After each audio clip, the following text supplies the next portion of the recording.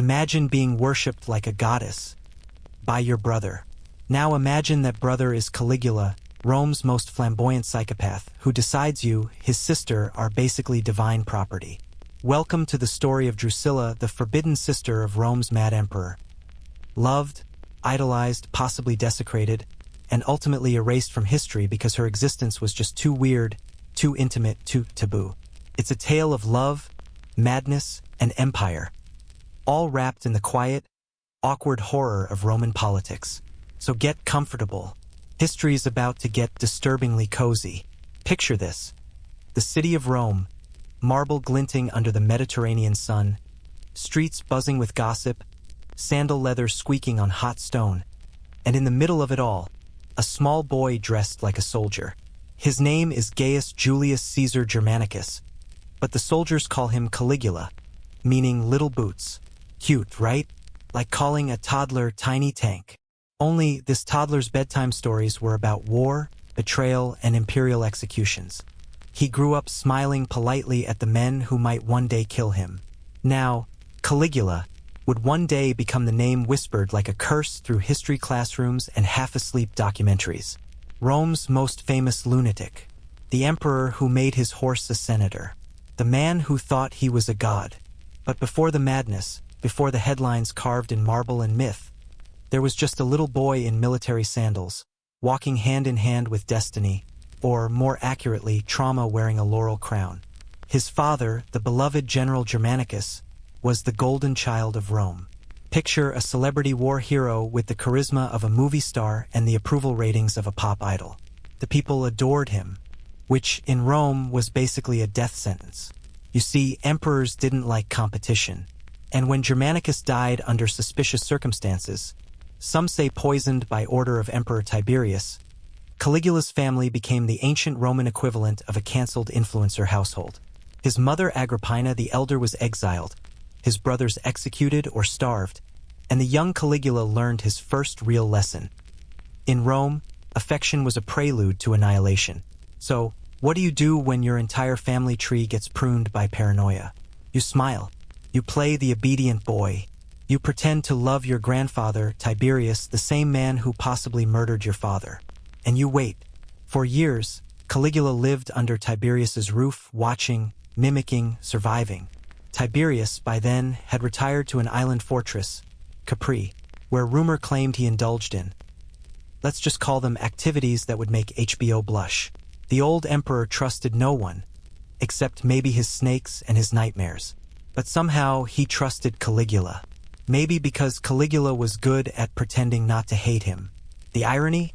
Tiberius once said, "I am nursing a viper for the Roman people." He wasn't wrong. Let's pause a second. Imagine the emotional cocktail brewing in that young mind. Grief, fear, humiliation, and ambition shaken together, served cold in a golden goblet. The same hands that once clutched his mother's robes now clenched around power itself. When Tiberius finally died, or was maybe helped along by a pillow, Caligula stepped into the sunlight as emperor. The people roared. The Senate declared him their savior. Rome thought its nightmare was over. Spoiler, it wasn't. But before we dive into the blood and theatrics, let's look closer. The child who became the mad emperor wasn't born evil. He was engineered by fear. Every smile he wore was rehearsed, every gesture calculated. He'd spent his entire youth as an actor in someone else's tragedy, and when he finally got to write his own script, well, he went method. And watching from the wings of that imperial stage was his sister, Drusilla. Drusilla was the quiet one, the one who didn't make history's headlines but lingered in its footnotes. While Caligula was being sculpted into a future ruler, Drusilla was growing up beside him. Same palace corridors, same whispers, same ghosts. Their connection was forged not in love stories, but in shared survival. They were the last two pieces of a shattered family, bound by trauma thicker than blood. When you grow up in a nest of betrayal, love becomes something strange, twisted, protective to the point of possession. And maybe, just maybe, that's where Caligula's obsession began, not as lust but as loyalty corrupted over time. But let's not get ahead of ourselves. Right now, the empire still loves him.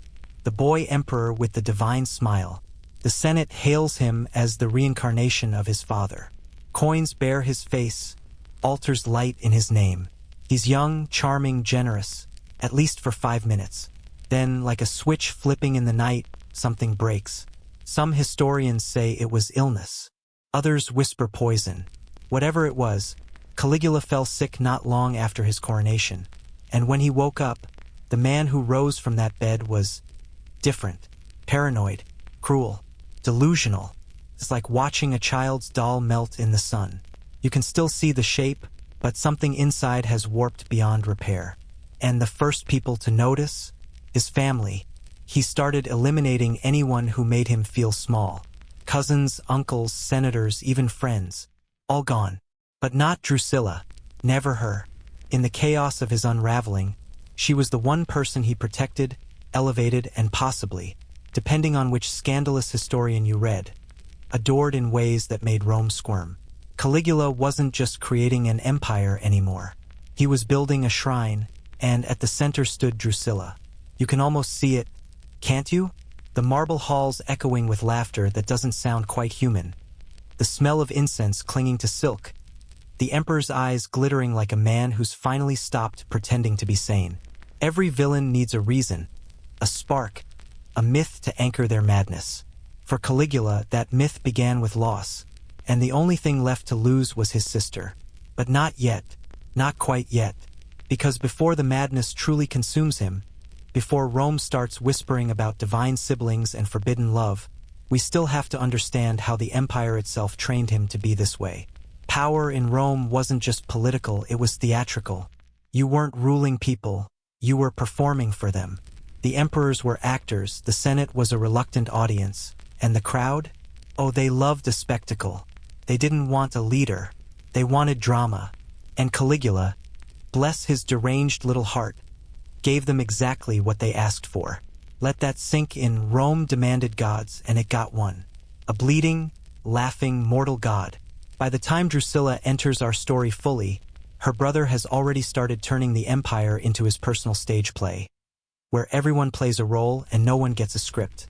She'll stand by him in the spotlight, half in devotion, half in dread.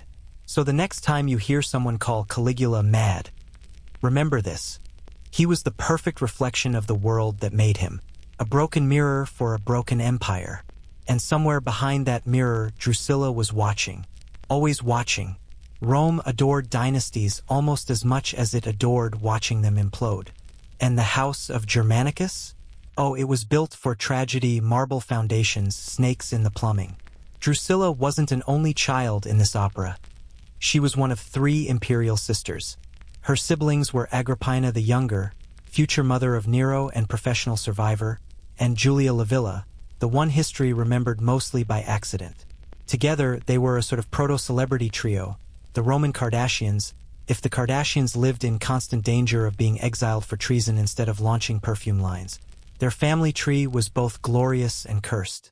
The blood of emperors flowed through their veins, which sounds fancy until you realize in Rome that also meant your veins were a popular target for knives. Their father, Germanicus, was adored by the people, and therefore despised by anyone with a Senate seat and insecurity issues. When he mysteriously died in Syria, the empire mourned, statues were built, coins minted. But in the shadows, his wife Agrippina the Elder began whispering what everyone suspected. Tiberius did it. Tiberius, the reigning emperor, didn't love that PR campaign. Soon enough, the family went from national treasures to state liabilities. Agrippina was exiled to a bleak island. Her sons, including Drusilla's brothers, either executed or starved. The imperial household, once a glittering tableau of virtue, now looked like a crime scene decorated with laurel leaves. And in the middle of it all, 3 girls, barely grown, learning that being born famous in Rome was like being born on the edge of a volcano. Sooner or later, it erupts. Let's zoom in for a second. Imagine the 3 of them. Agrippina sharpening her ambition, Julia Livilla fading quietly into the background, and Drusilla, calm, steady, observing. She had the temperament of someone who understood that surviving Rome meant knowing when to speak and when to vanish. But here's the catch: Rome doesn't reward quiet women. It devours them. When Caligula finally took the throne after Tiberius's conveniently timed death, he didn't just inherit an empire. He inherited the ghosts of his family. And who better to share that inheritance than his sisters?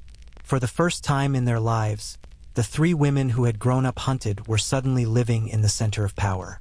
The palace lights were warm, the marble corridors silent. The curse, for a moment, seemed broken. Drusilla, Agrippina, and Julia Livilla were given titles, honors, and palaces of their own. Coins were struck bearing their faces. Imagine your sibling becoming emperor and immediately minting money with your profile on it. That's either love or the world's most extravagant family photo. But beneath the luxury, the unease never really left. Rome's elite began to whisper that these sisters had too much influence, too much access, too much proximity to the emperor's ear, and rumor hinted his bed. Because gossip was the true currency of the empire. To the Senate, it was unthinkable. Women sitting in on political meetings, dining beside generals, appearing at games and ceremonies. But Caligula didn't care. Or maybe he did. Maybe flaunting them was part of the performance. He called them his treasures. He declared that anyone who insulted them would face death. That's not affection. That's obsession with better branding. Agrippina, ever the strategist, tried to play the long game, securing her position, networking through survival. Julia Livilla drifted along, quietly hoping not to be noticed. And Drusilla? She stayed close, closer than anyone. The empire watched, uncomfortable. The poets wrote veiled lines about forbidden devotion. The senators prayed the gossip would fade. But it didn't. Because Caligula, fresh off the trauma buffet that was his childhood, was about to turn family into theater. It's easy now to mock Rome's fixation on virtue. But remember, this was a society that wrote entire laws about how many times you could cry at a funeral before it became indecent. Appearances mattered, which made Caligula's public affection for his sisters feel like a moral earthquake. The emperor, who was supposed to embody Roman dignity, was now blurring the line between bloodline and love line. Still, from the sisters' perspective, this might have been the safest they'd ever been. For once, they weren't exiled, imprisoned, or starving. They were untouchable, because who would dare harm the emperor's divine family? That illusion of safety can feel like love when you've only ever known fear. And maybe that's the key to understanding Drusilla. She wasn't seduced by power. She was tranquilized by it. For the first time, she could breathe. But there's a certain pattern in history. When a ruler starts treating relatives like gods, the gods tend to get nervous. Let that sink in. Rome's most dangerous curse wasn't poison or daggers. It was devotion, the kind that turns worship into doom. By now, Caligula's charm had started to crack. The smiles lingered too long, the laughter too sharp. At banquets, his jokes drew nervous applause. The Senate watched as he oscillated between divine generosity and sudden violence.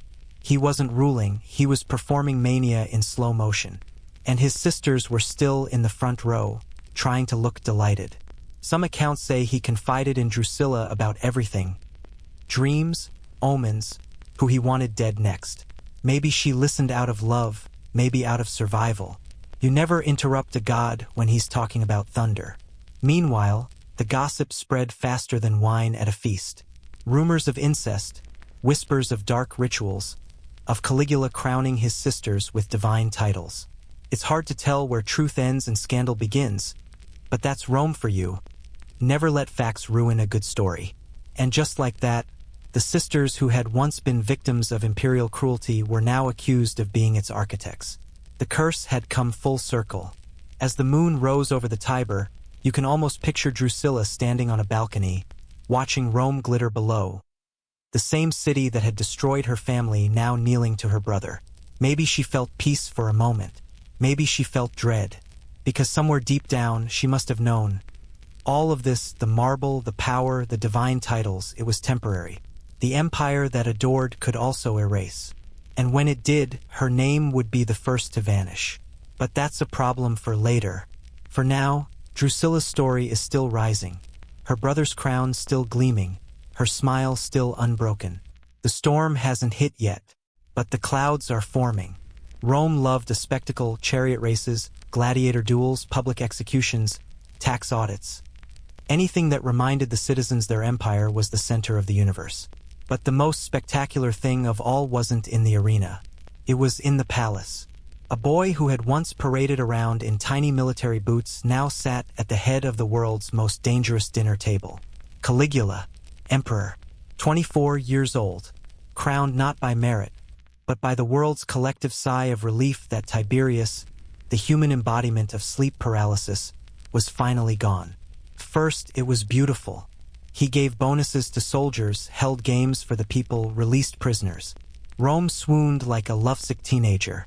The boy they'd once cooed at was now the man they worshipped. Finally, they said, "A Caesar we can trust. O Rome, you sweet summer child." But history doesn't produce monsters out of thin air. It grows them in the cracks between affection and fear. And Caligula? He was raised on both. As a child on campaign, he was passed between generals and nurses, praised by soldiers for his miniature uniform, the little boots, that would become both his nickname and curse. You can almost see it. This tiny figure marching proudly among hardened warriors, grinning as they cheer, "Ave Caligula!" He's the mascot of the legions, cute, brave, oblivious to the fact that the men he idolizes will one day die at the command of emperors like him. Then came exile, executions, his mother dragged away, his brothers murdered, his home reduced to whispers. Every bedtime story ended with someone dying for looking at power the wrong way. That's the kind of childhood that doesn't build trust. It breeds paranoia with a side of divine complex. And through all that, Drusilla, always Drusilla. When their father died, she was still young, but she learned the same lesson he did. The only people you can truly rely on are the ones who share your trauma. Not friends, not the Senate, not the gods, just blood. And in Caligula's world, blood was everything, even when it blurred lines it shouldn't. Now, standing in the marble glow of his throne room, Caligula must have felt invincible. Imagine being told your entire life that you're special, chosen by destiny, descendant of Augustus, born to rule. Then imagine being told that by people who will kill you the moment you stop smiling. That combination creates something volatile. Still, for a few months, things looked promising. He held lavish games, fed the poor, and gave raises to the Praetorian Guard. The empire glittered again. But beneath the applause, a question pulsed like a heartbeat. Could this fragile boy truly carry the weight of a god's crown? That answer came when he fell ill. No one knows exactly what happened: disease, poisoning, nervous collapse. But whatever it was, the emperor's fever lasted weeks. He slipped in and out of consciousness, surrounded by priests and physicians who were more afraid of his death than his recovery. Because an empire without a ruler is like a lion without teeth. Still terrifying, but now desperate. Through it all, one figure stayed by his side: Drusilla. Day after day, she nursed him, prayed for him, refused to leave. When he finally opened his eyes again, she was there. The only familiar face left from a life before madness. And in that fever-drenched haze, something inside Caligula changed. Maybe it was brain damage, maybe divine revelation, maybe just grief. But when he recovered, he wasn't the same. He came back convinced that he'd crossed into the realm of gods and returned. Death, he said, had made him divine. The Senate nodded, smiled, tried not to cry. But Caligula was done pretending. The mask of sanity had slipped, and behind it was something raw and electric. A man who believed his trauma had made him immortal. He gave Drusilla honors fit for an empress. Not the emperor's sister, but his equal. Her name began to appear in official documents beside his. Statues were raised for her, ceremonies held in her honor. The empire's gossip mill spun into overdrive. Was this affection or obsession? Devotion or delusion? It didn't matter. The performance had begun. At public events, Caligula and Drusilla appeared inseparable, laughing, whispering, glowing like divine counterparts. To the Senate, it looked scandalous. To the people, intoxicating. To Caligula, it was destiny. the fulfillment of every prophecy whispered into his ear by sycophants who thought flattery might save them. But deep down, under the gold and incense, this was just a boy who'd never learned where love ended and control began. When you grow up surrounded by betrayal, affection becomes a weapon. And Caligula wielded it beautifully. Still, even gods have cracks. His temper grew shorter, his punishments harsher. He began executing senators for the crime of looking bored. He turned the treasury into a toy chest for his whims. He made priests sacrifice to himself, and when they hesitated, he laughed and did it anyway. Rome had crowned a child king who believed the world was his mirror. And who was standing beside that mirror? Drusilla. Every tyrant has a confidant, someone who sees the flicker behind the fire, who knows the human heart beating under the crown. For Caligula, that was her. Some ancient sources call her his lover, others his victim, but maybe she was something simpler, the last person who could say his name without trembling. And that terrified everyone else. The more he adored her, the more the Senate whispered. Their letters drip with contempt, but also fear. Because when power becomes love and love becomes power, there's no predicting which comes first, the coronation or the collapse. As Caligula's reign descended from brilliance into spectacle, Drusilla remained at the center, calm, radiant, and deeply aware that all of this could vanish in an instant. Rome was a city that devoured its gods for breakfast, and she had been placed on the menu. For now, though, the empire still believed the performance. The marble still gleamed, the music still played, but in the quiet moments between banquets, when the laughter faded and the torches burned low, maybe she looked at her brother and saw not a god, but a boy still hiding in his tiny soldier's boots, terrified the applause might stop. Because in Rome it always did. The year is 37 CE, and Rome is absolutely losing its collective mind. The golden boy has taken the throne, young, handsome, charismatic, the walking PR campaign for the Julio-Claudian dynasty. Senators bow, the crowd cheers, and the empire exhales. After decades of Tiberius' slow-motion nightmare, Caligula feels like spring after a decade of winter. On his coronation day, he rides through the city streets like a god on parade. Incense fills the air. Children throw flowers. Old soldiers cry. Even the Senate smiles, which, statistically speaking, is more alarming than reassuring. Because when the Senate smiles in Rome, someone's about to get stabbed. Socially, politically, or literally. For a moment, though, things are good. Caligula restores public games, recalls exiles, and opens the prisons. He visits his father's grave and weeps for the family the empire destroyed. The people adore him. He's the emperor who remembers his roots, the prodigal son of Rome. The crowd chants his name as if he's a pop star instead of a political time bomb. And watching from a balcony, calm and radiant, is Drusilla. His sister, his confidant, his tether to something almost human. She's not just family now. She's part of the brand. Coins bear her face beside his. Priests whisper prayers for her health. Her presence softens the edges of his growing myth. But here's the catch with Rome. Adoration has an expiration date. Because just as the empire starts to believe in their golden boy, Caligula gets sick. Some say it's poison. Others say it's the exhaustion of trying to play God in a city that already has too many. Either way, the fever hits fast and hard. He collapses. For weeks, Rome holds its breath. Priests pray. Senators plot. Drusilla refuses to leave his side. And then he wakes up. Only it's not the same man. If you ever want to see how quickly a miracle can turn into a horror story, look no further than Caligula's recovery. The people wept tears of joy when he opened his eyes. Days later, they'd be wishing he hadn't. Whatever broke inside his mind during that illness didn't heal. It metastasized. When he rose from that bed, he wasn't just an emperor anymore. He was a god who'd seen the other side. Or at least, that's what he told everyone. He started speaking of himself in divine terms, dropping casual. "I've spoken with Jupiter," remarks like he was recounting a spa day. First, the Senate laughed nervously. Then they realized he wasn't joking.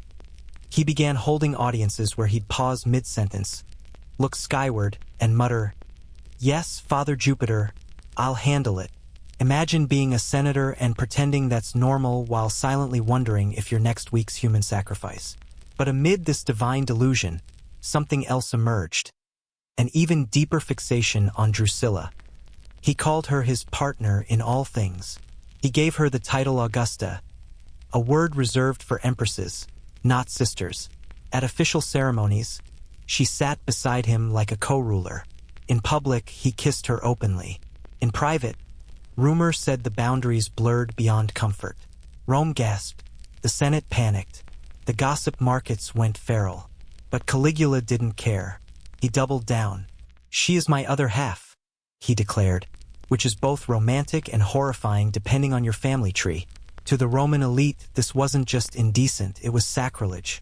The empire was built on appearances, and Caligula was smashing them with a golden hammer. Yet beneath the scandal, there's a tragic logic. Drusilla was the only person who had known him before the mask. She was his one constant, his only unbroken memory from a world that taught him everyone else would betray him. Was it love, or a desperate attempt to find himself reflected in someone he trusted? Maybe both. Still, even the gods of Rome have their limits, and Caligula wasn't content to be one god among many. He began styling himself as Neos Helios, the new sun.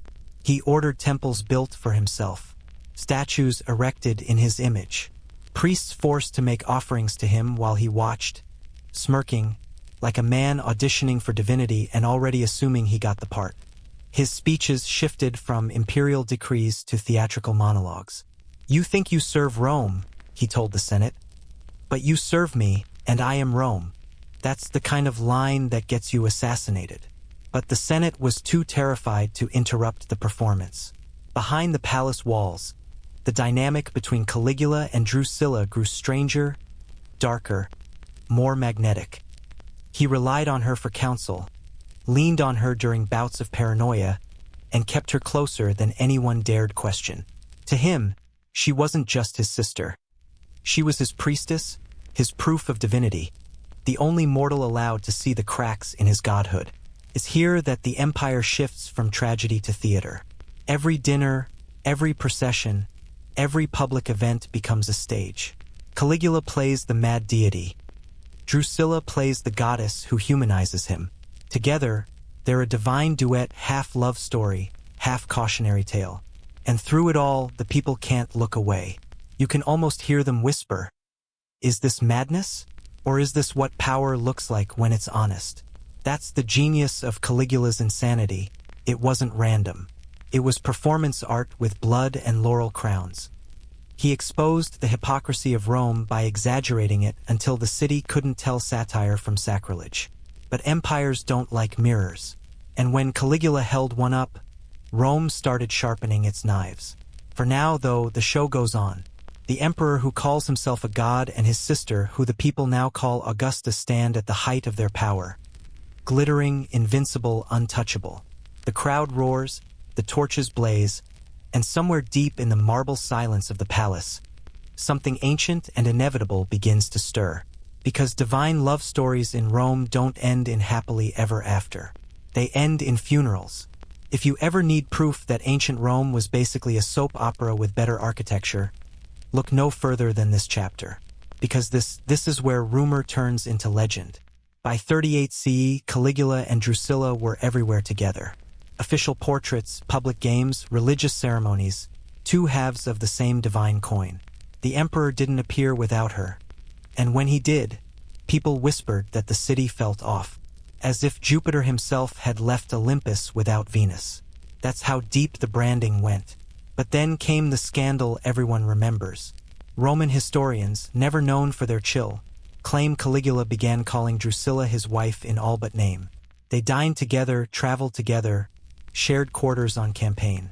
Senators pretended not to notice. Poets pretended to faint. And the rest of Rome? They did what people always do when confronted with something both horrifying and fascinating. They gossiped endlessly while pretending to be outraged. Imagine the forum alive with whispers. "Did you hear? The emperor's married to his sister." "No." "Yes."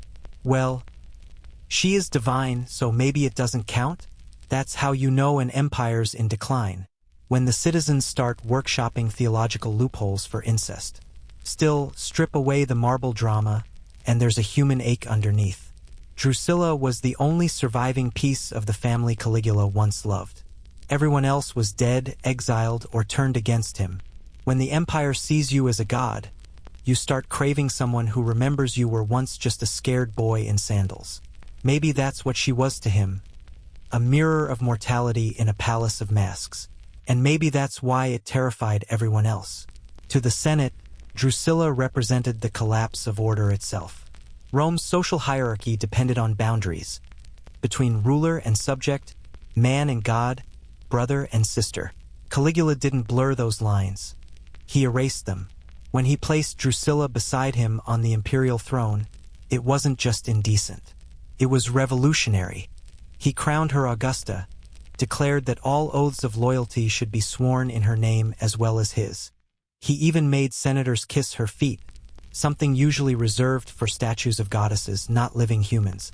You can practically hear the collective grinding of elite Roman teeth echoing through the marble halls. But what did Drusilla think? We'll never really know. Ancient historians weren't interested in her inner life. Women in their stories exist mainly to cause chaos or cry about it. But if you listen between the lines, you can sense her unease. There's something haunting about her silence in the records. A stillness, as if she were walking through history on tiptoe, careful not to wake whatever beast her brother had become. Maybe she believed she could calm him. She'd done it before, during his illness. She was the one who stayed when everyone else fled. If anyone could anchor Caligula's sanity, it was her. But love can't heal delusion, it only decorates it. And delusion was becoming policy. Caligula began testing the limits of what Rome would tolerate. He married another woman, then publicly divorced her, claiming he only needed her body temporarily for political appearances. The message was clear: mortal unions were trivial. His real allegiance was celestial, shared with Drusilla. He started referring to their relationship as a divine partnership, a union of the sun and moon. Priests were instructed to offer sacrifices for the health of the gods Gaius and Drusilla. The Senate played along, nodding until their necks hurt, terrified of being the first to stop clapping. Yet even in that madness, there are glimpses of tenderness that feel painfully human. During one procession, Caligula stopped mid-speech when Drusilla appeared on the balcony above him. His expression softened. Witnesses said he looked almost shy. For a moment, the performance faltered, and you could see the boy behind the crown, the brother who'd lost everything and built a fantasy world just to survive it. Let that image linger, because it makes what happens next hurt more. Drusilla's health began to fail. Some say illness, others whisper poison. Whatever the cause, her decline was sudden. Caligula ordered the palace sealed. The city hushed. Doctors, priests, magicians, all summoned. None could save her. And when she finally died, the emperor's scream echoed through the corridors like a wounded animal. The empire expected mourning. It got apocalypse. He shut down the courts. No music, no festivals, no laughter. Citizens were forbidden to smile in public. He declared her a goddess, Diva Drusilla, and demanded that sacrifices be made in her name. The Senate, of course, complied. What else could they do? Say no to a man who thought thunder was applause? But behind their trembling obedience, Rome felt something shift. The emperor's grief wasn't noble, it was volcanic.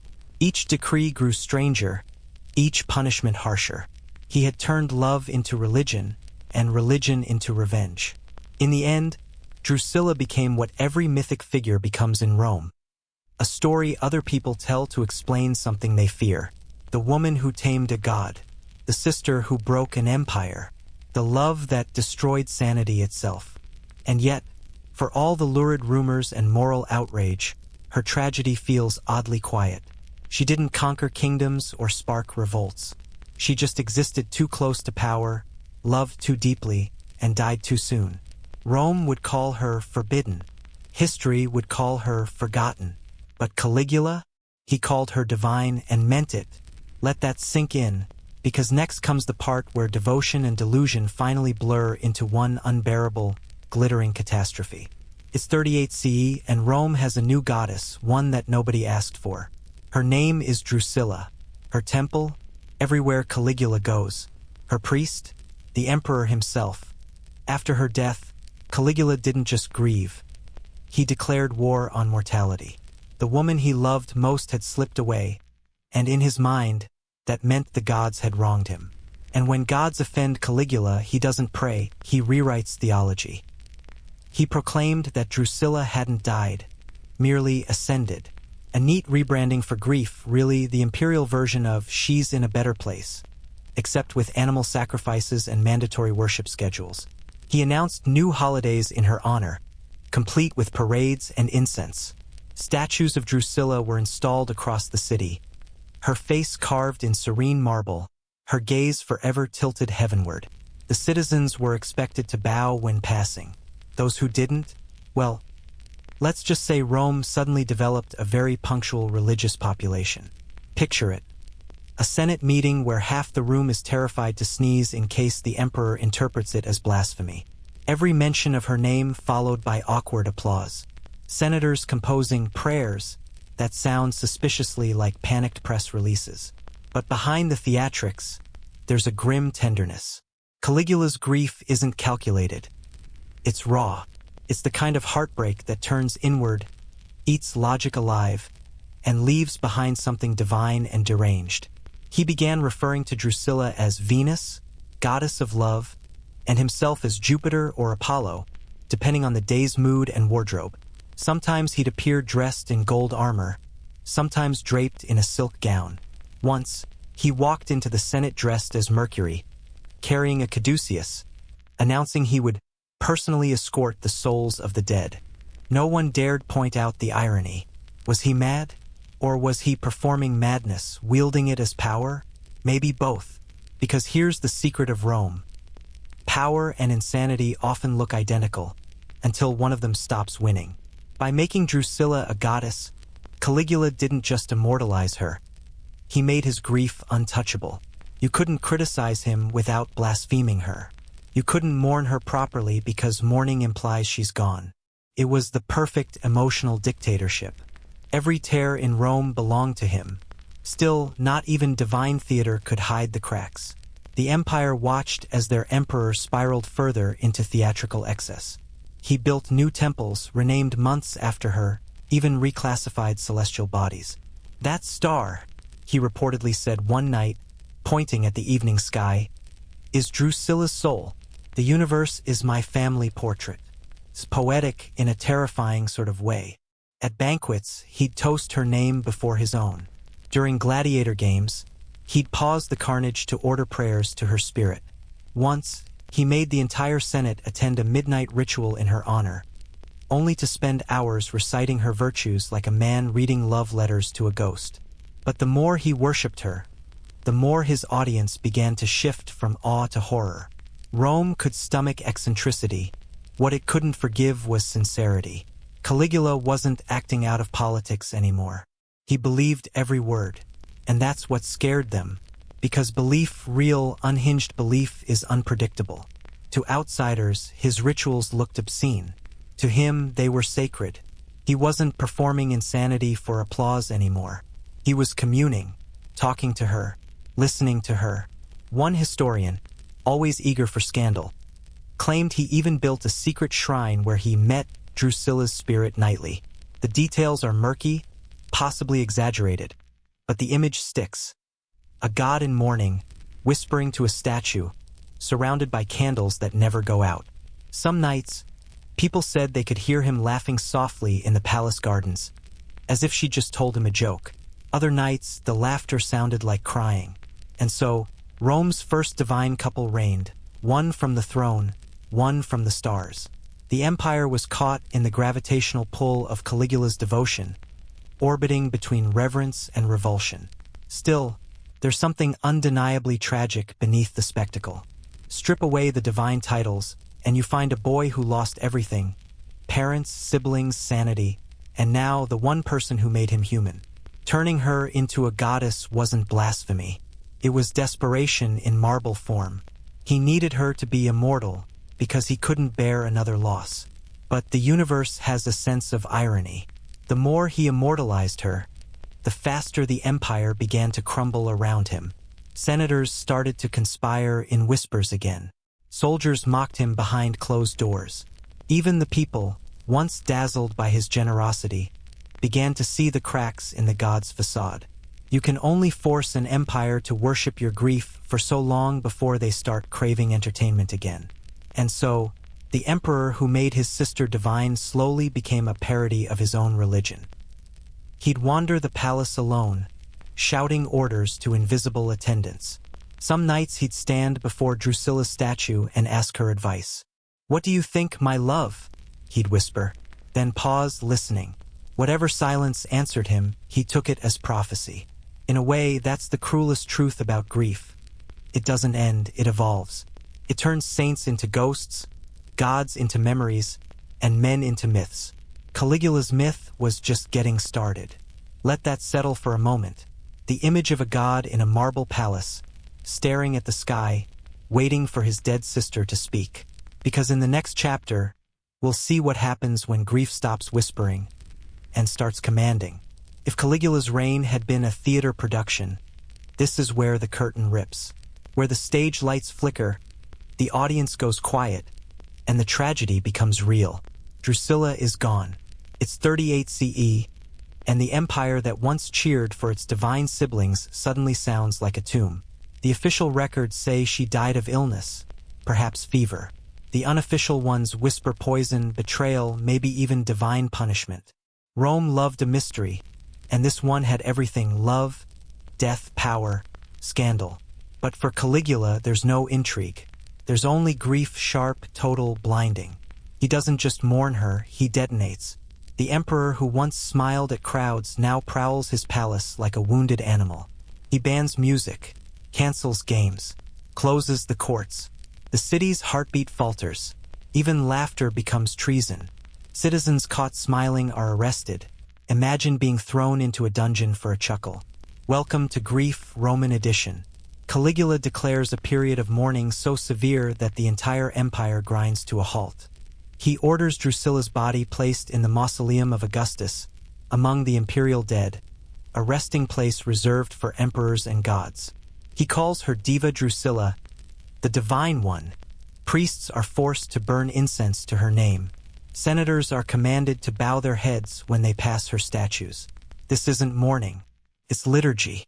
Somewhere between heartbreak and hubris, Caligula rewrites religion. He orders all temples across the empire to include her image beside the gods. He decrees that anyone who utters her name must do so with reverence and tears. It's one thing to make someone immortal in memory. It's another to criminalize forgetfulness. Imagine living in Rome at that time. Every street corner lined with Drusilla's face, every public announcement beginning with, "By the will of the divine Drusilla," every whispered joke about it punished with death. She's everywhere. She's everything. She's not gone. She's omnipresent. The Senate, of course, is horrified, but they play along as usual. Their smiles are thin, their loyalty rehearsed. Behind the scenes, they write letters to each other dripping with disbelief. One senator writes, "He does not grieve as men do, but as gods pretend to." And that's exactly the point.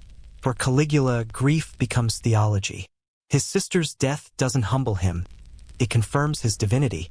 Because if gods can lose what they love, then grief must be proof of godhood. It's a logic loop only the broken can invent. But somewhere in that madness, there's something heartbreakingly human. Historians tend to write Caligula as a monster. But here, for a brief second, he's just a man who's lost the only person who made him feel real. The marble walls echo with his voice calling her name. The empire sleeps uneasily, afraid to dream of laughter. Then, one night, the city sees torches moving through the palace gardens. A midnight procession. Drusilla's funeral. Caligula walks at the front, draped in black, his face pale and distant. The Senate, terrified, follows. Priests chant hymns usually reserved for gods.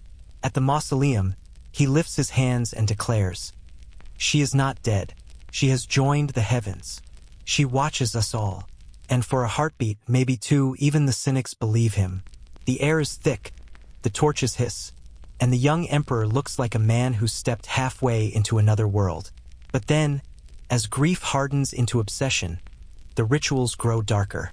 He begins building new temples not to Jupiter or Mars, but to Drusilla. Her cult becomes official state religion. Statues of her are carried in processions, clothed in gold. He personally sacrifices white doves in her honor, sometimes with tears, sometimes with laughter. Rome's whispers return. Some say he's talking to her ghost. Others say he's losing what's left of his sanity. One chronicler claims that Caligula sleeps beside an empty couch every night, reserved for Drusilla's spirit. Another says he orders meals to be set for her, as if she might walk in at any moment. Maybe those are exaggerations, or maybe not. Either way, the image endures. A young emperor trying to bargain with the afterlife. Still, even gods can't grieve forever. Slowly, the empire begins to breathe again. The markets reopen. The music returns. The people begin to smile, cautiously at first, then freely. But Caligula? He never comes back. The man who had once been Rome's golden boy is gone. What's left is something else.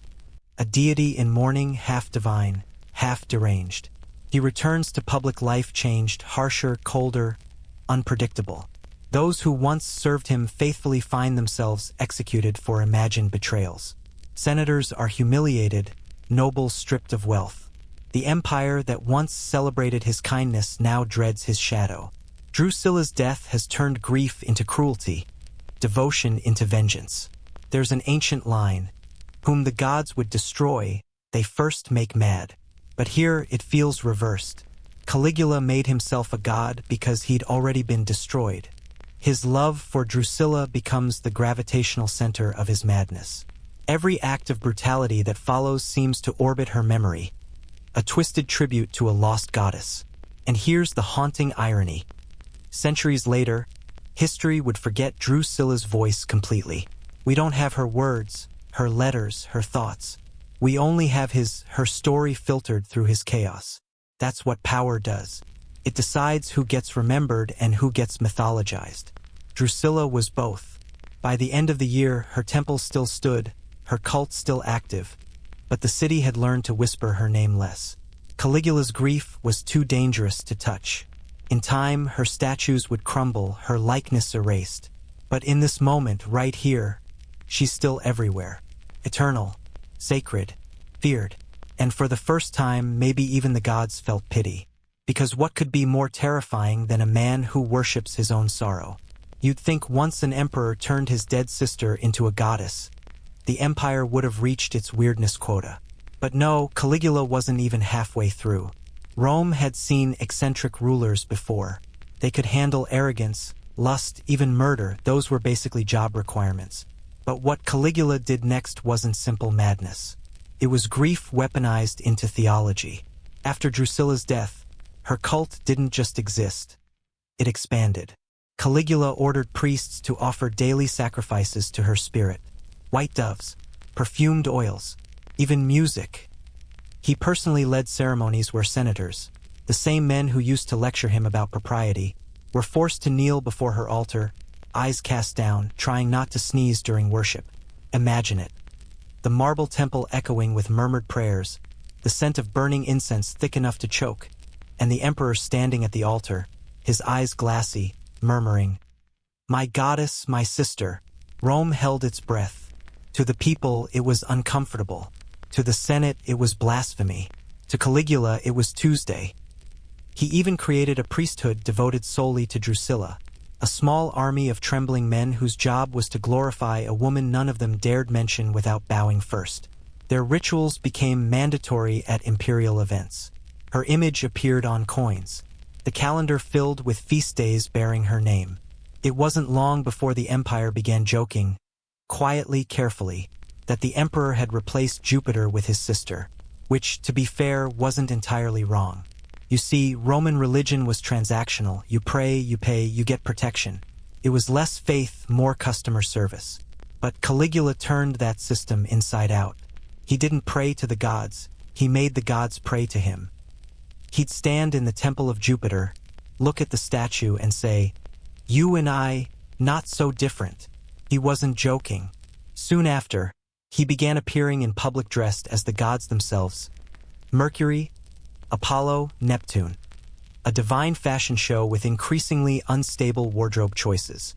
One day, he even dressed as Venus, complete with wig and jewels, declaring that the goddess had visited his form. The senators nodded. The soldiers stared.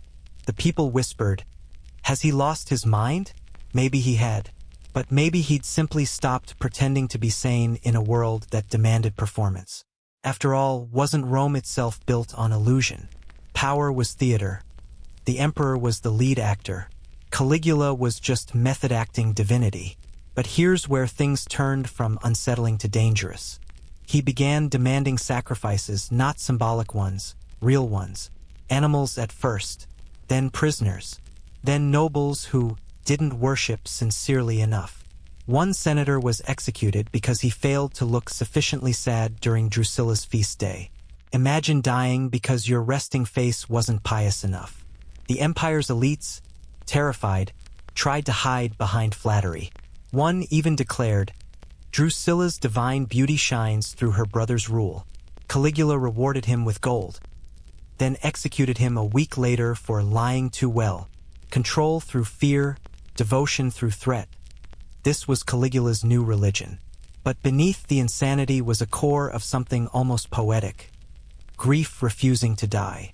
By forcing Rome to worship Drusilla, he ensured no one could forget her. Every temple bell that rang, every torch that flickered, every prayer whispered in trembling voices, all of it kept her memory alive. The empire mocked him, but they remembered her. That's how you build immortality, through madness or through memory. Sometimes they're the same thing. Still, as the months passed, even the gods must have started cringing. Because Caligula's divine experiments grew pettier, stranger, more personal.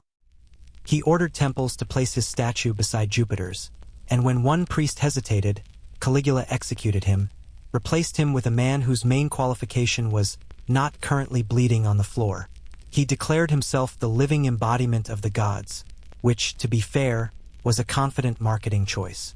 Then he extended divine status to his horse Incitatus, yes, the horse, giving it a marble stable, servants, and a jeweled collar. Some say he planned to make it consul.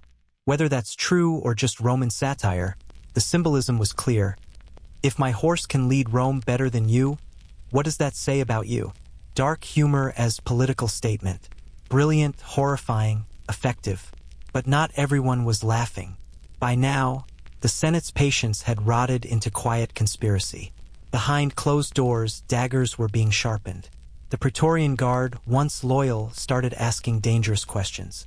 And yet, in public, they still bowed not just to the emperor but to his goddess. Because to oppose Drusilla's cult wasn't just rebellion. It was heresy. Every whisper of dissent risked divine punishment. And if the gods didn't deliver it, Caligula certainly would. Still, there's an eerie tenderness woven into this madness. Late at night, he'd visit her statue alone. Witnesses swore they saw him speaking to it, sometimes laughing softly, sometimes crying. Maybe he believed she answered. Maybe he just needed her silence. It's a haunting image. The emperor of the world's greatest empire, surrounded by gold and marble, yet utterly alone. Talking to stone because it's the only thing that doesn't betray him. That's not just insanity. That's loneliness refined to an art form. And here's the cruel paradox. By turning his grief into religion, Caligula ensured that Drusilla would never truly rest, and neither would he. Rome would later laugh at his madness, erase his cult, and mock his divinity. But for this fleeting, surreal moment, the empire was kneeling to the strangest love story it had ever known. One part worship, one part tragedy, all of it written in marble and blood. And as the torches burned in Drusilla's temples, somewhere in the quiet corridors of the palace, Caligula whispered her name like a prayer, not to summon her, but to keep her from fading. Every cult burns brightest just before it dies. For a while, the empire kept pretending. Priests performed their rituals. Senators bowed. Citizens murmured obligatory prayers to Diva Drusilla before breakfast. But worship built on fear doesn't last. Eventually, exhaustion wins. Rome was tired. The incense had burned too long. The goddess was starting to fade. At first, the changes were subtle: fewer festivals, quieter ceremonies, fewer statues cleaned. The marble shrines to Drusilla gathered dust in the corners of temples. The smell of incense grew faint, replaced by the ordinary rot of city life. The empire had other things to worry about now: taxes, droughts, and a ruler who seemed to be auditioning for the role of cosmic prankster. Caligula's attention began to drift too. His grief cooled into something stranger: restlessness, irritation. You can almost imagine him pacing the marble halls, staring at her statues, whispering, "Why won't you speak?" But grief is a jealous god. Once it stops consuming you, it punishes you for surviving. Caligula started seeking new ways to fill the void. He threw himself into absurd spectacles: mock sea battles, theatrical executions, public feasts so excessive that even the gods would have rolled their eyes. He declared war on Neptune, the sea god, ordering his soldiers to collect seashells as spoils of victory. Rome laughed quietly, but the joke was wearing thin. Meanwhile, the goddess Drusilla, once radiant, terrifying, omnipresent, was slowly disappearing from public consciousness. Her altars stood empty. Her name fell from speeches, and the emperor who once forced the empire to worship her barely mentioned her at all. That's the cruelest part of immortality. Even gods get replaced. There's a moment in every tragedy when the audience realizes the ending's already written, but the characters haven't caught up yet. That's Caligula now. Still pretending to be divine, still throwing parties for ghosts, still performing for a crowd that stopped clapping. Sometimes, in the middle of his manic displays, a silence would fall. A moment too long, too still. Maybe he remembered her then. Maybe the noise was just easier than the memory. The Romans didn't see devotion anymore. They saw parody. The temples of Drusilla became punchlines in tavern jokes. Her statues, once shining white marble, were streaked with soot and pigeon droppings. Even the priests began skipping ceremonies, claiming bad omens as an excuse. You could almost hear the empire sighing in relief as it quietly shelved one of its strangest chapters. But Caligula couldn't stand being ignored. He responded the only way he knew how, with performance. He announced a new festival, not for Drusilla, but for himself. He was no longer Jupiter's equal. He was Jupiter. He invited the Senate to dine with him dressed as gods and demanded they worship him between courses. It was theater, madness, and power all tangled together. And in the background, Drusilla's memory lingered, the silent ghost haunting every laugh too loud, every toast too forced. The Senate endured it, terrified. But the people, they were drifting away. The emperor who once embodied glory was now a caricature. Unpredictable, terrifying, almost sad. His divine sister, the woman who once humanized him, had become an absence so vast that even his power couldn't fill it. Still, on certain nights, when the torches burned low and the wine went sour, he'd speak her name again, quietly, as if testing whether the world still remembered. Drusilla. No sander. No hecho. Just silence. That's when the rumors started. That he could feel her watching, disappointed. That he saw her reflection in mirrors, or heard her footsteps echo behind him in empty corridors. Maybe those were just the whispers of frightened servants, or maybe not. Because if Rome had taught Caligula anything, it was that power doesn't die. It just changes shape. And maybe her silence was the final lesson, that divinity means being worshipped and forgotten in equal measure. Eventually, even Caligula seemed to understand. The goddess who had once ruled his heart, his empire, his every waking thought, was gone.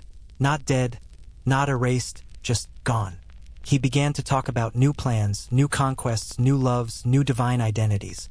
The kind of plans men invent when they're trying to outrun ghosts. He spoke less of Drusilla and more of himself. "I am all gods," he told the Senate one morning, standing barefoot in the temple. "All of them live within me." That's not faith. That's a eulogy disguised as megalomania. The cult of Drusilla was quietly dismantled soon after. The priests dismissed, the temples rebranded. The empire moved on as empires always do. But even as her worship faded, her shadow didn't. You can feel it in every account that follows. The tremor in historians' voices when they mention her name. They couldn't decide whether she was a victim or a villain, goddess or ghost. Maybe she was all of them, because history doesn't need you to be real, it just needs you to be remembered. And as Rome's torches dimmed and Caligula's laughter echoed through the palace one last time, the goddess who once stopped an empire now existed only in the quiet corners of his madness. Still watching? Then you already know, gods don't disappear. They just stop returning calls. Every empire has its limit. And for Rome, that limit came in the form of one very dead emperor. It's January 41 CE. The marble halls are silent except for the shuffle of soldiers' boots and the drip of blood seeping into the cracks of the palace floor.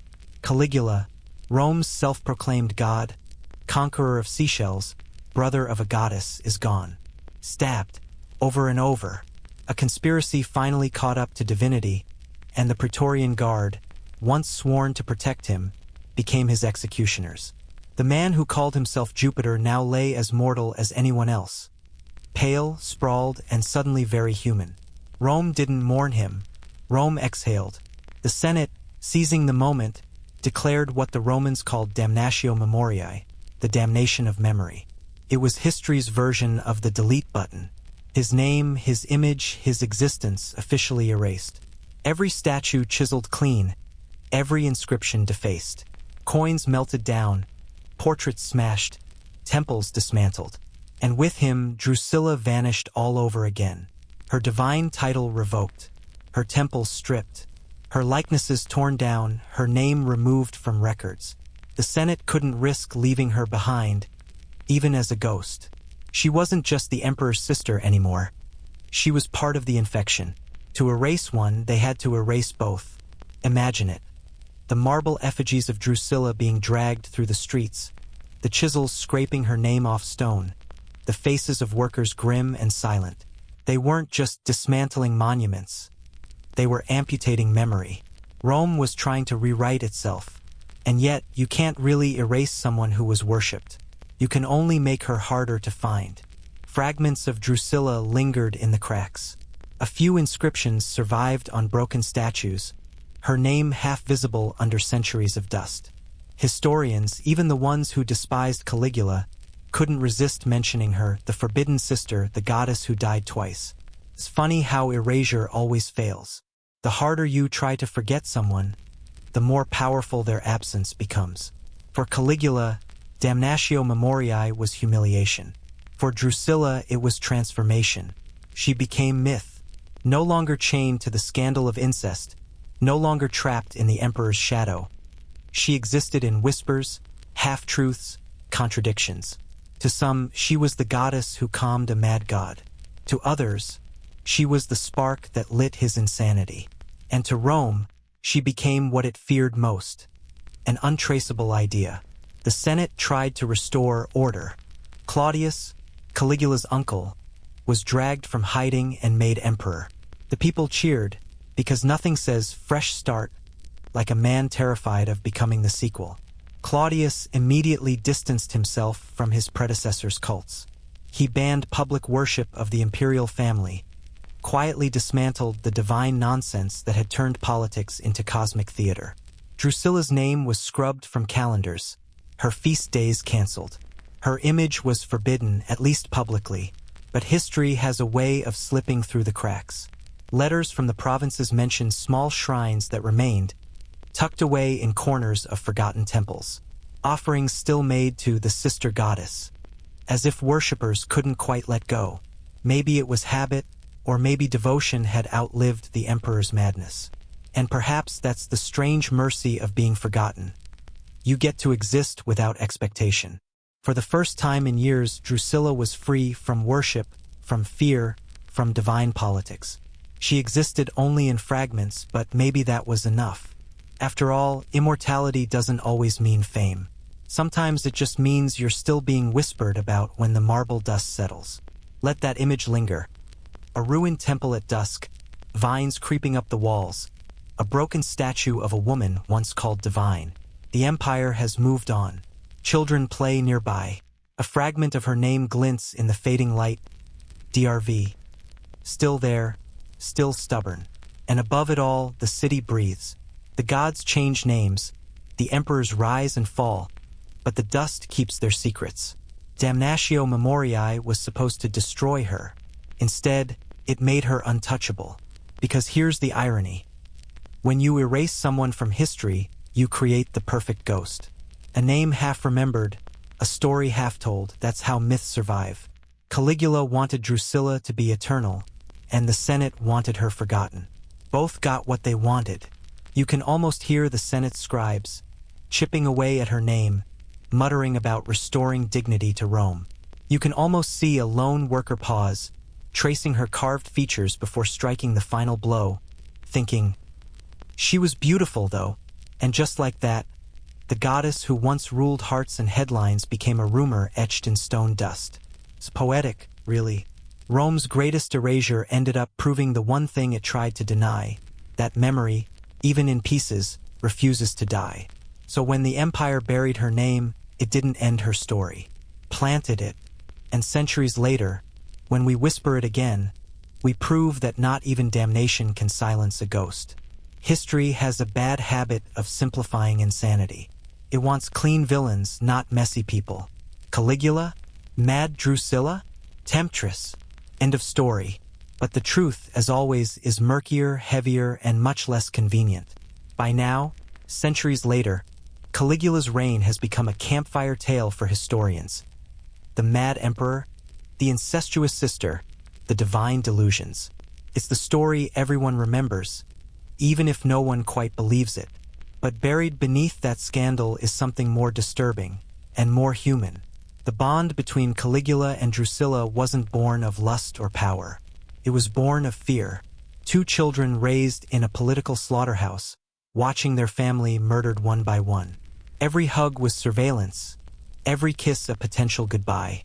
In that world, love doesn't grow straight. It twists itself into something unrecognizable, half affection, half defense mechanism. And that's what makes this story tragic instead of just grotesque. Because maybe Drusilla wasn't the cause of Caligula's madness at all. Maybe she was the one thing keeping it contained. Think about it. Before her death, his cruelty had limits. His insanity, though loud, had direction. He was dangerous, yes, but still tethered to something human.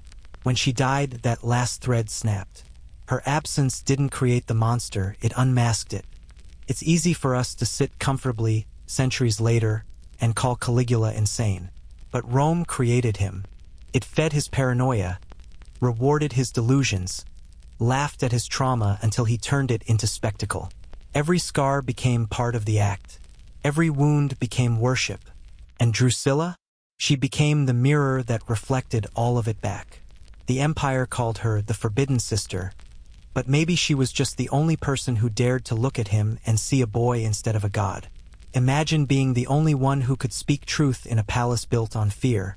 That's not scandalous, that's suicidal. When she died, there was no one left to say, enough. That's the thing about power. It doesn't make people insane. It removes the last voices that tell them they are. If you strip away the marble, the temples, the divine titles, what's left is a story about codependency on a cosmic scale. Two broken souls, raised by cruelty, clinging to each other so hard they blurred the line between love and survival. It's unsettling because it's relatable. Not the incest part, obviously, but the loneliness. The idea of being so afraid of losing the one person who understands you that you try to immortalize them. We've all done it in miniature. Held onto the past, replayed old memories, tried to freeze someone in our minds so we never have to let them go. Caligula just had the budget and the ego to make it literal. Drusilla's silence in the historical record feels intentional. Male historians of the time wrote about her only as an accessory to his madness. But silence can be a rebellion too. Maybe she refused to play her part in their narrative. Maybe her quiet was her way of surviving the noise.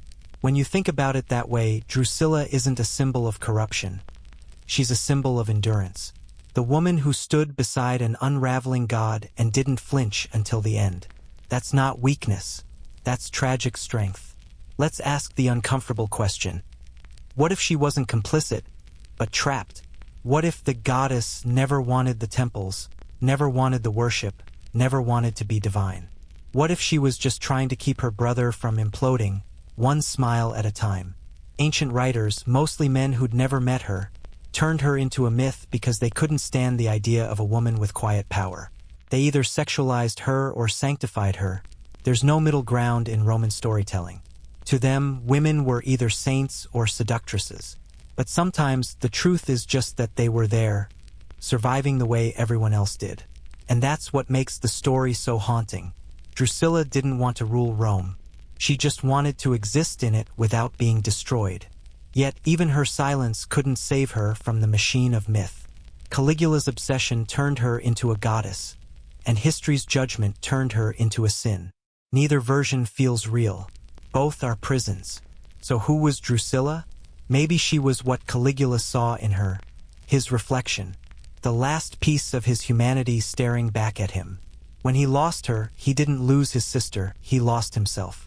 Rome looked at that and saw madness. But maybe it was something simpler, grief with nowhere to go. The irony is that the empire never recognized its own role in this tragedy. Rome was the real god here, vast, capricious, impossible to please, and Caligula was just its reflection. Divine when adored, monstrous when ignored. Drusilla, in that sense, was Rome's conscience. She reminded the empire of its own hypocrisy, its worship of power, its fetish for purity, its horror at its own reflection. That's why she had to vanish. Not because she was scandalous, but because she was true. History is full of loud men and quiet women. And when you listen closely, the silence is the most revealing sound of all. So the next time someone calls Caligula mad, ask instead, what broke him? What did he lose? And what did it cost the woman who tried to love him through it? Because the story of Drusilla isn't just Rome's dirtiest secret. It's a mirror. And if you stare into it long enough, you might not like what you see. The palace was never silent, not really. Even in the dead of night, Rome hummed beyond the walls. The splash of the Tiber, the crackle of torches, the whisper of slaves who'd learned to breathe quietly. But for Caligula, the noise meant nothing. The world had gone hollow. Drusilla was gone, and the echo left behind was louder than any scream. The emperor who once demanded worship now wandered his marble corridors like a ghost haunting his own kingdom. His footsteps echoed off gold ceilings. His reflection followed him through mirrored halls, and every polished surface seemed to stare back with her eyes. He'd been worshipped as a god, and now even the gods had stopped answering. Without Drusilla, the performance collapsed. The laughter he once staged for the crowd turned brittle. His theatrics became unpredictable, cruel, almost desperate. One moment, he'd toss gold to the crowds. The next, he'd execute someone for not clapping enthusiastically enough. The Senate learned to applaud until their hands bled. Rome had created a monster who no longer needed an audience to perform. There's something profoundly terrifying about a lonely god. When no one can tell you no, even your grief becomes a weapon. Caligula started treating reality like a script that bored him. Senators, priests, generals, all were props. He didn't rule Rome anymore, he directed it. He filled the palace with actors and musicians, forcing them to perform scenes of his own invention. Some nights he reenacted his own birth, other nights his coronation, and occasionally the moment Drusilla ascended. He'd stare at the ceiling mid-performance and whisper, "She's watching." The people whispered too, but not in reverence anymore, in fear. They called him insania incarnata, madness made flesh. And yet, under the cruelty, there's a thread of sorrow you can't ignore. His insanity wasn't random. It was aimed. Every act of violence, every display of power, every absurd decree was him trying to fill the shape of the absence she left. Imagine losing the only person who saw you as human, and realizing you'll never be seen that way again. His new companions were chosen for their silence. He surrounded himself with actors because they knew how to lie convincingly. He kept musicians because their songs couldn't argue. He even took to conversing with statues, the only things that wouldn't disappoint him. Some say he began speaking to Drusilla's spirit every night, sitting before her faded statue and asking for counsel. "They mock us," he'd murmur. "They'll forget you if I let them." Then, after a pause, "What should I do?" The silence that answered him must have been unbearable, and so he filled it with chaos. He doubled the taxes, drained the treasury, and spent fortunes on games designed to prove his own divinity. He built bridges made of ships, marched armies across the sea, and declared war on the ocean itself, ordering his soldiers to stab the waves and collect seashells as trophies of victory. It's funny until you realize what it was. A man trying to make the impossible obey him, because the one thing he truly wanted back never would. Even his marriages, there were several rapid-fire, seemed like reenactments of the bond he'd lost. Each new wife was compared to Drusilla. None of them measured up. One, caught in a moment of fear, said softly, "I am not her." He struck her, then wept, then had her executed. The Empire watched this divine soap opera spiral and didn't know whether to laugh or pray. Behind the walls, rumors swirled. That he believed Drusilla had become a guiding star, that he followed her light each night, speaking to it like a lover who just happened to be made of plasma. You can almost see him, standing on a balcony at midnight, the city below black and endless, his face illuminated by the ghostly shimmer of Venus. "You're still with me," he'd whisper. "They can't take you." But the thing about grief is that it doesn't die quietly. It festers, transforms into rage. His paranoia deepened. He began purging anyone who reminded him of mortality. Senators who spoke too softly, guards who looked away too long. Even the Praetorians began to wonder if the god they served might prefer them as sacrifices. The palace became a stage of blood and ritual. At feasts, he'd pour wine onto the floor, claiming it was an offering to Drusilla. "She dines first," he'd say, smiling. The guests, shaking, would echo, "She dines first." And through all this, the violence, the madness, the whispers, one truth became unavoidable. Rome wasn't watching a ruler anymore. It was watching a man dissolve. There's an eerie calm to the end of every tyrant. They burn so bright they exhaust their own oxygen. And Caligula, in his final months, was already gasping. The once cheering crowds now avoided his gaze. The Senate plotted behind locked doors. The soldiers he'd rewarded with gold began sharpening their knives. You can't keep pretending forever, not even in Rome. And maybe somewhere deep inside he knew it. Maybe that's why he stopped trying to be loved. Why his laughter turned hollow. Why his speeches turned bitter. Why he began wearing Drusilla's ring again. The last symbol of a love that once made him human. Caligula was never just mad. He was empty. The divinity had run out. The devotion had curdled. And the only thing left was the echo of her name in a palace full of ghosts. When his assassins came for him, soldiers from his own guard, he didn't even fight. He looked at them, smirked, and said, "I am still a god." Then the knives fell. In the chaos that followed, the empire cheered again, because Rome always cheers for death as long as it's someone else's. But when the torches went out and the crowds dispersed, the silence returned. The same silence that had filled the palace since Drusilla's death. The same silence that Caligula had spent his life trying to outshout. And somewhere in that silence, maybe she was waiting. After Caligula's assassination, Rome did what it always did best, pretended nothing happened. The empire cleaned up the blood, replaced the emperor, and carried on like a bad play, swapping actors mid-scene. The new ruler, Claudius, promised restored order. The Senate toasted to stability.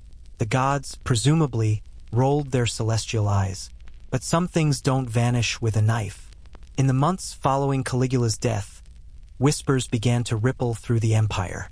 Strange, small, persistent whispers about lights seen over the mausoleum of Augustus. About dreams in which a woman in white appeared, silent but watching. About a star, low in the sky, that some claimed looked like it was moving. The people called it Drusilla's star. Officially, her name had been erased, her temples dismantled, but unofficially, she lingered, in the gaps between prayers, in the corners of mosaics, in the songs of slaves who'd once served in the imperial household. She'd become something larger than myth, an echo. Every empire needs its ghosts, and Drusilla became Rome's softest one. She was no longer the forbidden sister, the goddess, the scandal. She was something else entirely, a symbol of what power costs. The Romans couldn't admit it out loud, of course. They'd laugh off the idea of haunted palaces and celestial sisters.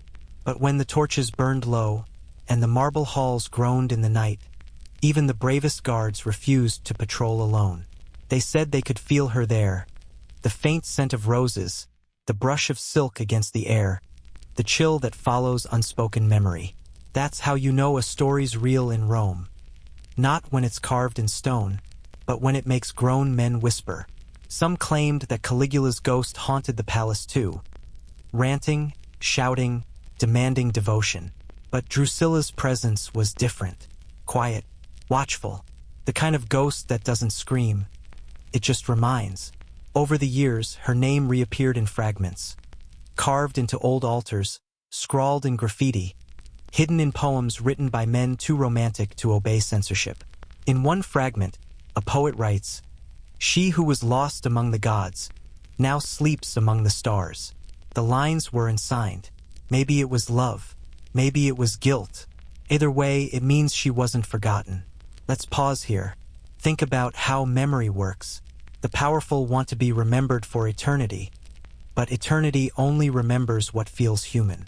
Caligula's divinity died with him, but Drusilla's silence outlasted the empire's noise. Her name became a murmur, a superstition. Mariners swore by her when the sea was calm. Lovers invoked her name as a blessing against jealousy. Ironic, considering her legend. Even centuries later, when the empire crumbled, she popped up in obscure chronicles, footnotes, and whispered folk tales. No temples, no marble. Just memory. There's a kind of justice in that. The empire that once forced people to bow to her image now accidentally made her eternal in a gentler way, as a feeling, not a figure. The goddess became the ghost. And maybe that's why her story feels so strangely peaceful now. The chaos is over. The blood is dry. The laughter has faded. All that's left is the quiet hum of remembrance. Imagine it. Rome centuries later. Ruins overgrown, stars hanging where marble domes once glittered, and somewhere, far above it all, the faint glimmer of a light that refuses to go out. The ancients would have said it was her, Drusilla, still keeping watch, because even in death, she's the constant, the quiet counterpart to Caligula's noise. He tried to immortalize himself with fear. She did it by simply existing long enough to be missed. There's an eerie beauty to that, isn't there? How some people vanish so loudly they're instantly forgotten, while others slip away so quietly they echo forever. History remembers conquerors, emperors, and tyrants by what they destroyed, but it remembers its ghosts by what they left untouched. The silence, the breath between lines, the spaces where love once tried to survive power. That's Drusilla. Not the scandal, not the goddess, just the echo that refused to die. And maybe that's why she still matters. Not because she ruled an empire or broke a taboo, but because she reminds us that all gods fall, all empires fade, and every myth starts with someone who was simply loved too much. So when you look at the night sky, that same black Roman sky stretched over centuries, and you see a single bright star hanging low, remember, the Romans once believed that's where Drusilla went. The goddess who didn't want to be divine. The woman who became an echo instead of dust. Let that thought linger. Let it hum in the back of your mind. Because ghosts like hers aren't here to haunt. They're here to remind you how easily devotion turns into myth, and how quietly myth turns into memory. Every civilization thinks it's unique. Every civilization tells itself, we're not like the others. And every one of them ends up replaying the same script. Different costumes, same heartbreak. Rome had Drusilla. Egypt had Cleopatra. France had Marie Antoinette. Power always finds its mirror in a woman who gets blamed for reflecting it too clearly. History doesn't recycle events, it recycles archetypes. The adored sister, the dangerous queen, the beautiful scapegoat, The woman who becomes a symbol for everything men can't control. That's the real curse of Drusilla's story. Not that she was erased, but that her silence was reused for centuries afterward. Take Cleopatra, worshipped, vilified, rewritten by every empire that conquered her memory. She too was described as divine. And when Rome crushed her, they turned her into a cautionary tale. See what happens when a woman becomes too powerful? Sound familiar? Or jump ahead to Versailles centuries later. Marie Antoinette, painted, mythologized, hated. Let them eat cake was never her line. But it stuck because the world prefers caricature to complexity. She wasn't evil. She was just visible. Every empire finds its Drusilla, a woman who symbolizes both its dreams and its decay. And maybe that's the cruelest trick of all. Because when societies are falling apart, they don't blame the men who run them. They blame the woman who distracts them. Drusilla's legacy wasn't scandal. It was the prototype. You can trace her ghost through time like a watermark. Elizabeth I, called the Virgin Queen because it was safer to sanctify her body than trust her autonomy. Empress Wu Zetian of China, remembered as a tyrant because she dared to rule. Even modern tabloids, tearing down celebrities they first worshipped, follow the same Roman rhythm. Worship, scandal, erasure, repeat. Different empires, same insecurity. And that's the thing about ghosts, they adapt. Drusilla's story doesn't end in Rome's marble dust. It seeps into our headlines, our gossip, our obsessions. Every time the public elevates someone to divine status and then tears them apart for not living up to it, we're doing what Caligula did, confusing love with ownership. He turned devotion into religion. We turn it into entertainment. We build modern temples. Stages, screens, algorithms. We call people icons and then punish them for believing it. And somewhere in that endless scroll of celebrity worship and outrage, Drusilla's ghost must be laughing softly, knowingly, because she's seen this play before. Power worships beauty until it becomes inconvenient. Obsession turns to fear, fear turns to control, control turns to violence, and then history writes it all off as madness. The empire changes, but the psychology doesn't. Even the way we remember Drusilla proves it. Every version of her story depends on the storyteller's agenda. Ancient writers painted her as sinful because that made Caligula's madness easier to understand. Modern historians frame her as a victim because that fits our empathy-driven narratives. But the truth? It's probably both and neither. That's what makes her haunting. She's everyone's mirror. When we look at her, we see whatever we fear most. Power misused, love corrupted, identity erased. Let's pause for a second. Breathe that in, dust and all. Because if history repeats patterns, it also offers warnings. The pattern isn't just about women and empires. It's about what happens when human beings, desperate, fragile, terrified, build idols out of the people who make them feel less alone. We elevate them so we can feel small, then destroy them so we can feel righteous. It's an old habit dressed in new technology. In that sense, Caligula wasn't the first mad emperor. He was the first influencer. He curated his image. He performed divinity for an audience addicted to spectacle. He even controlled his narrative by rewriting it daily. Sound familiar? Drusilla was his co-star, unwilling but essential. The brand partner in a divine campaign that spiraled out of control. It's a disturbing thought that the ancient Roman cycle of worship and annihilation still fuels our own. Only now the marble is digital. The gods have become hashtags. And yet, amid that cynical echo, Drusilla's ghost remains strangely soothing. Maybe because she represents what's left when the noise fades. The quiet persistence of memory. The idea that even in a world built on spectacle, the human story still hums underneath. You can almost hear her voice if you listen closely. A whisper cutting through the centuries. Don't mistake attention for love. Rome did. Caligula did. We still do. That's why her story still matters. Not as gossip, not as tragedy, but as reflection. Because if every empire finds its Drusilla, maybe every person does too. The part of ourselves we worship until it destroys us. The version of us we can't let die, even when it's killing us to keep it alive. And if you've ever lost something so completely you tried to rebuild it in memory, then you already understand Caligula and pity him a little. History keeps writing new empires, new gods, new Drusillas. But the ending never changes. Worship always turns to ruin, and silence always outlives the applause. So yeah, the pattern repeats. But maybe recognizing it is how we finally break it. The empire sleeps. The marble halls that once echoed with divine laughter are quiet now, just dust and moonlight. Somewhere a torch sputters out. A breeze moves through the pillars like a sigh. Rome's latest god is gone, his temples abandoned, his worshippers dispersed. All that's left are ghosts. If you listen closely, you can still hear them. The faint rustle of silk, the ring of distant footsteps, the low hum of prayers whispered too softly to stop echoing. It's been centuries, and yet the story still breathes. Drusilla, the name that once made senators shiver, now hangs weightless in the air, like smoke from an extinguished flame. She was born into a world that demanded perfection, worshipped beauty, and punished both. She learned early that in Rome, survival wasn't about strength, it was about silence. And yet, her story outlived the men who wrote it.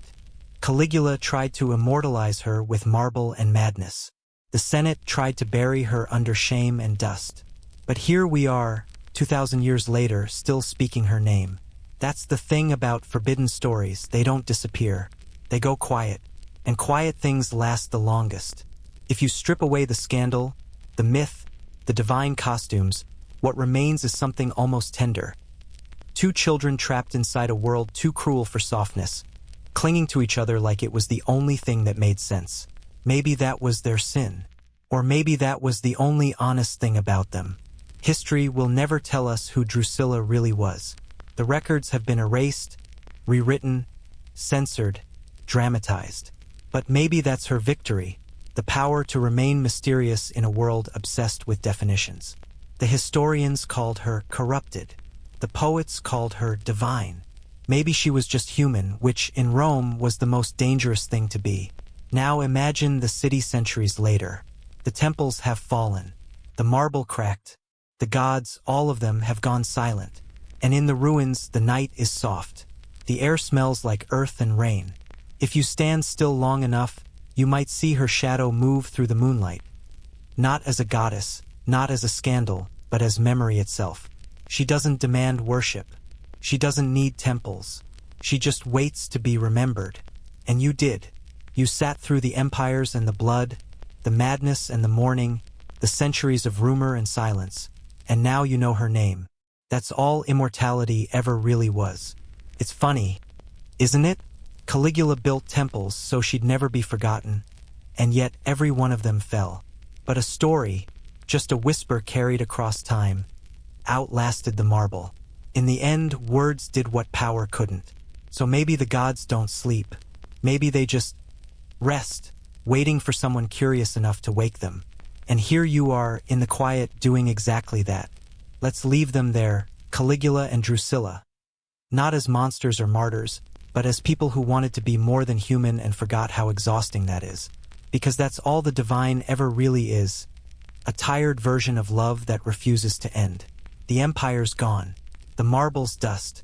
But the story, the strange, sad, beautiful story, is still alive. Still humming in the dark. Still whispering through time. Close your eyes. The gods are asleep now. And so, maybe should you be. If you've made it this far, you've walked through Rome's shadows and back again.